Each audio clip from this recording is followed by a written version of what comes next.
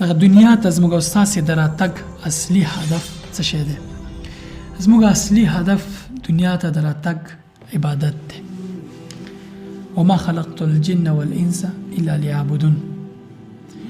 موږ دغه انسانان او پیریان د دې لپاره نه دي پیدا کړي چې مګر عبادت وکړي.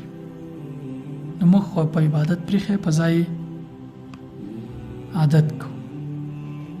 په دغه عبادت کې زموږ یو بله نیمګړتیا او ستونزه دا ده چې موږ دینداري، دین، تدین، عبادت یوازې شاعري عبادتونو پورې محدود ګڼلی دی.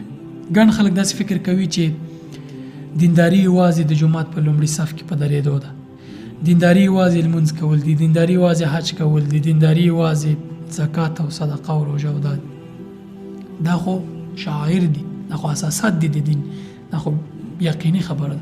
خو دا د دین یوه برخه ده. د دین بله برخه اخلاقیات دي. د نننی وخت کې زموږ او ستاسې ټولنه د اخلاقي پلوه ډېر له مشکلاتو سره مخ ده. ځوانان انحرافي طرف ته روان دي. یعنې تاسې باور وکړئ حیا دومره ورکه شوې ده. یو وخت به نجونو په فیسبوک کې یا خواله رسنیو کې نورو کې خپل عکس نه ښکاره کوو. نن دومره په بې حیایۍ ګډېږي په ټیک ټاکونو کې، په انسټاګرامونو کې، په نورو کې چې ته به فکر کوې دا د کوم بلې سیارې نه خلک راغلي. یو دم د خلکو باندې څه وشي چې دومره داسې حالت یې پیدا کړو.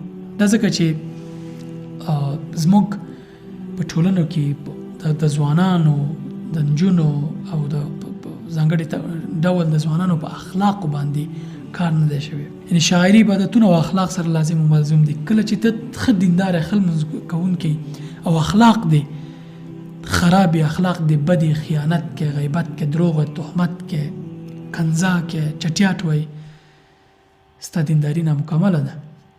یوازې دغه شاعري عبادتونه تا جنت ته نشي بولی. ته باید په خپل اخلاقو باندې هم دومره ټینګار وکړې څومره چې په دغه لمونځ د جماعت اول صف او نورو باندې ټینګار کړې. ویره دا ده چې خدای مه کړه دغه بد اخلاق چې موږ یې لرو په اوسني وضعیت کې په قیامت کې موږ ناکام کړي. موږ به په دې تمه یو چې زه لمونځ مې کړی، عبادتونه مې کړي، نور مې کړي، خو نه، پاتې به راشو. نعوذ بالله من ذلک.